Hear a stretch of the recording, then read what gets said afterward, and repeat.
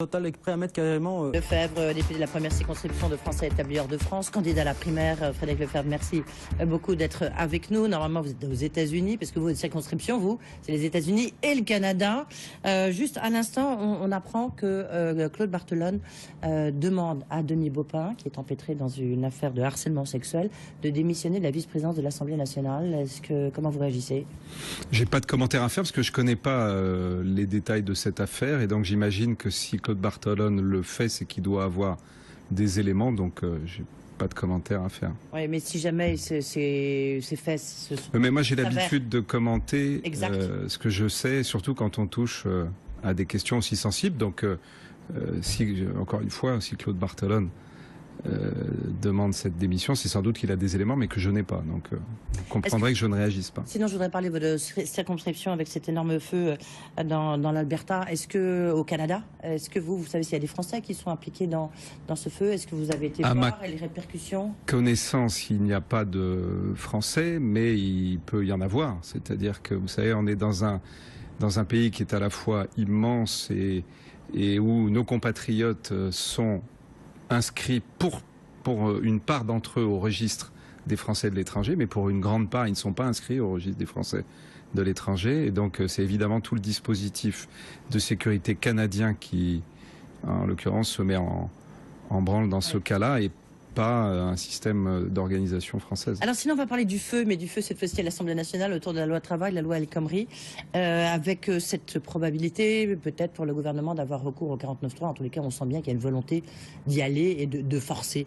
Vous, votre position sur la loi travail, elle est quoi, Frédéric Lefebvre? Est-ce que vous estimez qu'elle va dans le bon sens, même s'il y a beaucoup de mais? Voilà, comme vous dites, il y a beaucoup de mais. La réalité, c'est que quand cette loi a été présentée initialement, j'ai d'abord annoncé que je la voterais et appelé ma famille politique à l'enrichir et à la voter. Et puis, il s'est passé beaucoup de choses. Je vous rappelle que j'avais, il y a un an, invité le président de la République à organiser un Grenelle de l'emploi en nous demandant, moi j'ai été rapporteur du budget de l'emploi, Xavier Bertrand a été ministre, c'est-à-dire un certain nombre d'hommes et de femmes de l'actuelle opposition, de nous réunir tous ensemble pour essayer d'arrêter un certain nombre de mesures prioritaires pour l'emploi. Ça n'est pas le choix qui a été fait.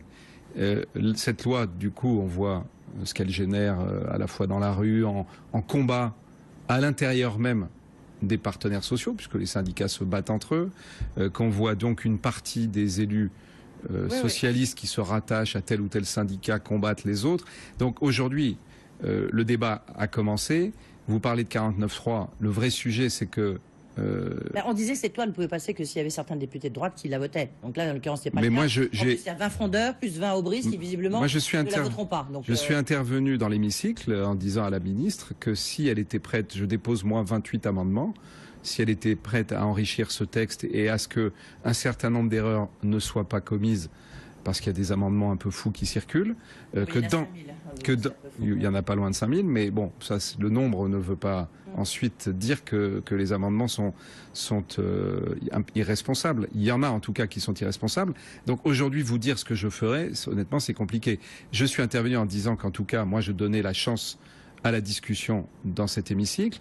Je peux regretter aujourd'hui une chose, c'est que le choix n'ait pas été fait du temps programmé, puisque on parle beaucoup de l'article 49.3. Il se trouve que dans notre Constitution, nous avons l'article 49 alinéa 5, qui permet, quand il y a notamment un temps limité, or c'est le cas puisque la discussion doit aller jusqu'à jeudi dans la nuit normalement, en conférence des présidents, d'organiser les débats pour que la parole soit libre, mais qu'à un moment intervienne le vote.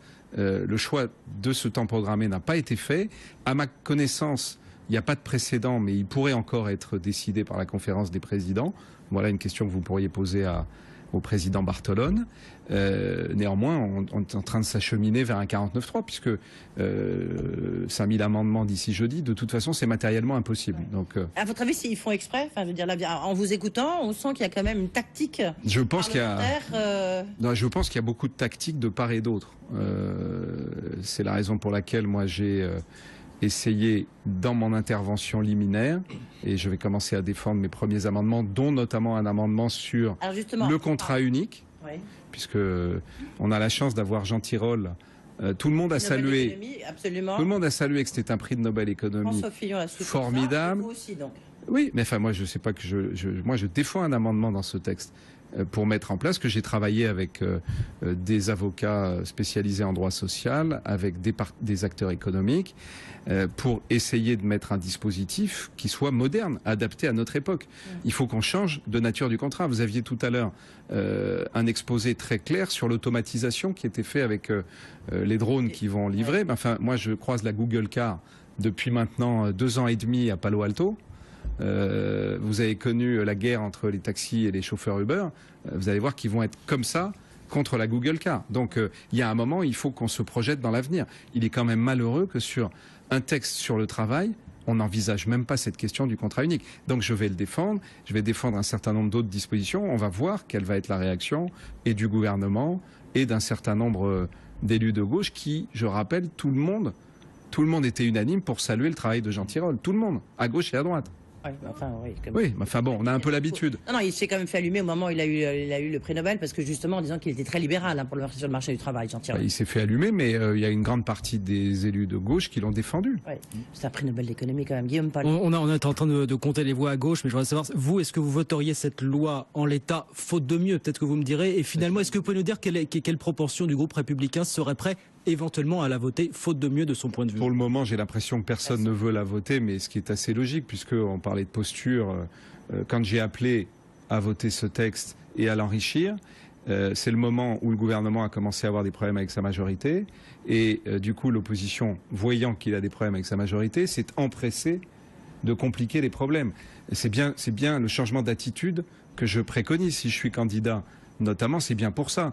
Depuis 4 ans, vous voyez bien que je vote à chaque occasion les textes quand je pense qu'ils vont dans le bon sens. J'étais le seul député UMP à voter le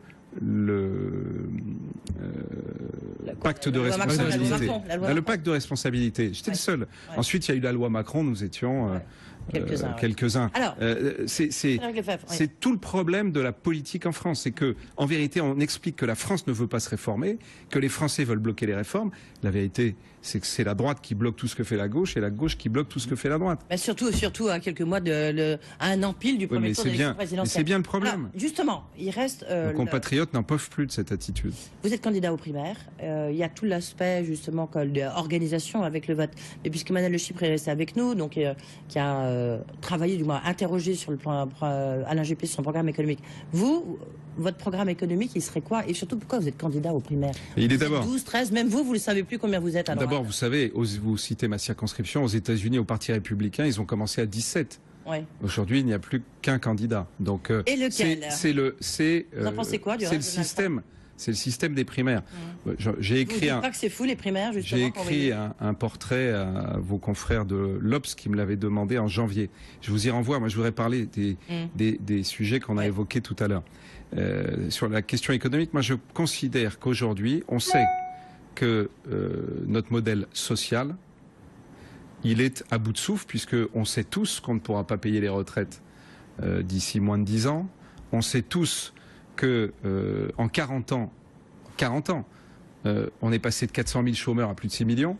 On a 8,5 millions de pauvres. On est passé d'un taux d'endettement qui était de 20% en 1974 à 97% aujourd'hui, c'est la vérité. On est passé à un taux de prélèvement obligatoire qui était 35% il y a 40 ans à 45% aujourd'hui. Et on le disait tout à l'heure, le travail qui est en mutation. L'automatisation, le MIT dans ma circonscription nous dit que 50% des emplois sont automatisables. On sait qu'on a la dépendance à gérer, on ne sait pas comment le faire, personne n'a mis le moindre centime d'euro. Et donc vos propositions, on n'a pas le temps de tout. Et donc moi je propose le revenu universel, c'est-à-dire changer de logiciel. D'accord. Et que on répartisse différemment la richesse, que chacun ait le droit à un revenu universel, si évidemment qui est cumulable, et c'est toute la force de ce revenu universel, avec les revenus du travail. Et donc ça veut dire que tous ces gens qui aujourd'hui restent dans l'assistanat parce que travailler coûte finalement plus cher pour eux et rapporte moins, puisque s'ils se mettent à travailler, ils gagnent moins d'argent quand ils sont dans l'assistanat. Là, l'intérêt, c'est que tout le monde a ce revenu universel, qu'il est cumulable, mais qu'évidemment, dès que vous sortez de ce revenu universel, vous rentrez dans le système de l'impôt. Donc il faut considérablement réviser notre fiscalité. Moi, je défends un système de flat tax mais avec 2 paliers. Donc c'est un vrai changement de logiciel, mais qui est indispensable. Je vous ai décrit les chiffres. Et quand on parle d'économie, moi je veux vous rappeler à tous, on parlait du Canada, le Premier ministre Chrétien dans les années 90, parce que tout le monde a oublié que le Canada c'était la Grèce de l'époque, et qui a pris les choses en main, a réduit la dépense publique considérablement, c'est ce qu'on doit faire dans ce pays. Pour ça, il faut réduire le système, le modèle social. Savez-vous que c'est 42 milliards d'euros de gestion. Le déficit de la France, c'est 73 milliards d'euros. 42 milliards d'euros de gestion quand vous prenez toutes ces normes qui sont pondues au niveau local ou au niveau national, ceux qui les contrôlent, ceux qui accompagnent les gens parce que c'est tellement compliqué, ceux qui ensuite sanctionnent ceux qui fraudent, tout ça c'est 42 milliards d'euros. Si on ne change pas de logiciel, aujourd'hui on ne sera plus capable de défendre ce que je défends, c'est-à-dire une France universelle, une France solidaire.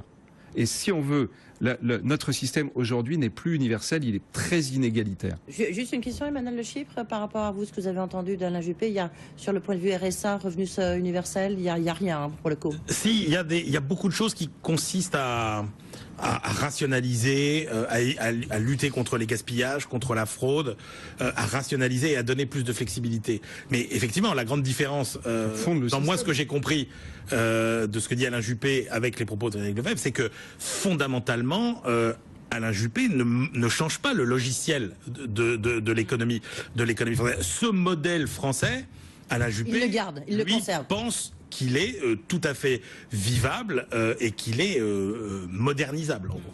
Il faut le seul moyen. Ça c'est une opposition. On voit bien il y a une ligne de fracture. Oui, c'est une vraie ligne de fond de. Oui, mais Hervé Mariton est plutôt sur votre ligne. C'est une vraie question de méthode parce que je pense pas qu'Hervé Mariton défende le revenu universel. Non, la flat tax. Mais sur les impôts, oui. Oui, c'est pour ça. Mais c'est un vrai changement. En fait, quel est mon objectif? Mon objectif, c'est exactement ce que fait l'économie, c'est de désintermédier. Aujourd'hui, on a une administration, un système qui ne cesse évidemment de vouloir ajouter. Et ce qui est dramatique, c'est que pas tellement notre système de redistribution ou de répartition, c'est qu'il n'est rendu possible que grâce à un système au sens une organisation administrative qui ne cesse de grossir. Et cette administration qui ne cesse de grossir avec de surcroît un système d'assistanat qui décourage le travail sont les principales explications de ce que vit notre pays. Vous savez, moi j'ai ce grand défaut, c'est que passant la moitié de mon temps hors des frontières de l'Hexagone, je regarde ce qui se fait ailleurs et je vois ce qui marche ailleurs. Et j'ai envie que notre pays qui a tout pour réussir, si on a cette vision mondiale, puisse aujourd'hui se lancer dans l'adaptation de son modèle. Oui. C'est l'adaptation à notre époque et au monde qui est absolument indispensable. C'est ce qui manque à Nicolas Sarkozy lorsqu'il dit qu'il a encore redit ce matin qu'il était opposé au vote électronique, notamment pour les Français de l'étranger, notamment votre circonscription. Alors ça, je vais vous dire, pour moi, il veut pas mais pour moi, changer les règles. Mais non, attendez, le revirement de Nicolas Sarkozy, pour moi, est totalement incompréhensible, parce que c'est lui qui l'a annoncé le 14 mars dernier. C'est pas vieux. 14 mars, ça fait, ça fait 2 mois. 2 mois, bientôt. Voilà. Eh bien, en 2 mois, je voudrais qu'on m'explique pourquoi est-ce que ce qu'il a annoncé aux élus de la DCI, c'est-à-dire le groupe de tous les élus des Français de l'étranger, et au cadre de ma formation politique à l'étranger, devient impossible. J'ajoute que le comité d'organisation des primaires auquel j'assistais, je participais, puisqu'on m'y a invité comme député des Français de l'étranger à l'époque, c'était en octobre, lui, c'est prononcé à l'unanimité, les représentants de Nicolas Sarkozy étaient là, défendaient le scrutin électronique. Mais alors, qu'est-ce qui s'est passé? J'aimerais savoir. Non, mais si vous le savez bien, c'est qu'il y a une idée, je ne le sais pas. Et que, a priori, moi, je suis dans le questionnement. Je ne comprends. D'abord, vous avez les réponses, Frédéric Lefebvre. Mais non, je n'ai pas la réponse. J'ai d'ailleurs dit publiquement, si Nicolas Sarkozy entend enterrer la primaire, qu'il le dise clairement. Mais il faut qu'on sache aujourd'hui pour quelle raison cette promesse qu'il a faite, il ne veut pas la tenir. Guillaume, une question, vous avez pris la parole il y a 2 mois sur la question du RSI, de tous les déçus du RSI, en proposant qu'on puisse soit rester au RSI, soit adhérer à une assurance privée, française ou étrangère, c'est ça? Ou, si on le souhaite, aller au régime général. Oui. C'est-à-dire qu'en fait, il faut donner la liberté. Une liberté d'affiliation que réclament les indépendants. Et pourquoi je fais cette demande? Voilà un système qui est à bout de souffle. Est-ce que vous proposez qu'on puisse aller vers une assurance privée éventuellement à l'étranger? C'est ça l'idée. Pourquoi? Moi, je préférais qu'elle à soit l'étranger, en France. c'est possible ou pas? Oui. Mais bien sûr. Parce qu'un responsable du RSI qui est venu nous voir il y a un mois nous disait c'est strictement interdit. Il s'était même ému du fait qu'un ancien ministre puisse proposer qu'on aille vers une mais ce qui est interdit par définition, excusez-moi, mais moi je suis législateur. Donc le directeur du RSI, ce qui peut le surprendre ou le choquer, moi je suis chargé de faire la loi. Donc lui est chargé de l'appliquer. Bon, et donc aujourd'hui ce que je dis très clairement, c'est que tous les pays d'Europe, parce qu'il y a une directive qui le permet, l'appliquent. Et on m'explique, ah ben non, en France c'est pas possible. Mais c'est pas possible, pourquoi? Parce que le système dont on parlait tout à l'heure l'a décidé. Mais pardonnez-moi, aux Français de prendre la parole. J'ai d'ailleurs donné la possibilité aux indépendants, je leur redis à votre antenne, de voter. Voter-nouveauxhorizons.fr. Ils peuvent le faire aujourd'hui et on va voir s'ils veulent sortir. Parce que si les gens sortaient un peu des plateaux de télévision ou de leur bureau ici à Paris, ils verraient aujourd'hui, parce que moi j'en suis à ma 70e ville depuis le début de cette campagne, ils verraient la précarité dans laquelle sont les commerçants, les artisans, les petits entrepreneurs, qui dorment dans leur cave parce qu'ils ne peuvent plus se payer de loyer, qui sont aujourd'hui, parce que vous savez comment fonctionne le RSI. Le RSI fonctionne avec un système où on vous envoie les huissiers si vous n'avez pas payé ce qu'on vous demande. Et on vous demande parfois des choses folles. Vous avez des gens qui se retrouvent moins bien traités que les salariés en France, mais surtout moins bien traités que les autres entrepreneurs partout en Europe. Voilà pourquoi je n'accepte pas que quelqu'un vienne nous dire c'est pas possible. Si la loi le change, c'est possible. Il faut changer la loi, mais on est en démocratie. Quelques obstacles aussi, notamment cette fameuse primaire. Frédéric Lefebvre, merci beaucoup d'être venu là, donc candidat à la primaire, on l'a compris.